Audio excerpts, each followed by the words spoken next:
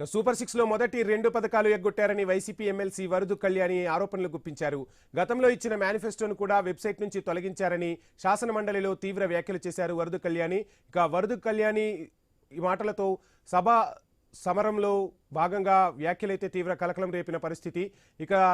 బాబు surety మోసం గ్యారంటీలాగా మారిపోయిందని విమర్శలు ఎక్కుపెట్టారు. తల్లికి వందనంలో కూడా కోత పెట్టారని అన్నారు. గతంలో 83 లక్షల మంది విద్యార్థులుంటే ఇప్పుడు 64 లక్షలకు ఎలా తగ్గారో ప్రభుత్వమే సమాధానం చెప్పాలని కళ్యాణి డిమాండ్ చేశారు.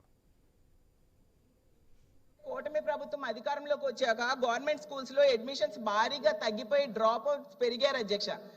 66,57,000 మందికి తల్లికి వందనం విడుదల చేశామన్నారు అధ్యక్ష. పోనా 66 లక్షల మందికైనా వచ్చాయి అనుకుంటే చివరికి డబ్బులు పడ్డాయి ఏంటంటే 63,77,000 మందికి మాత్రమే వేయడం జరిగింది అధ్యక్ష. అంటే వీళ్ళు కేవలం 8,290 కోట్లు మాత్రమే పంపిణీ చేశారు అధ్యక్ష. మంజూరు చేసింది 10,090 కోట్లు, అంటే 1,800 కోట్లు ఎగనామం పెట్టడం జరిగింది అధ్యక్ష. అంటే తల్లికి వందనంలో 2 ఏళ్ళు కలిపి 12,000 కోట్లు ఎగ్గొట్టడం జరిగింది అధ్యక్ష. అది వీళ్ళు తల్లికి వందనం అమలు చేస్తున్న తీరు అధ్యక్ష. దీనికేమో వీళ్ళు సంబరాలు చేసుకుంటున్నారు అధ్యక్ష.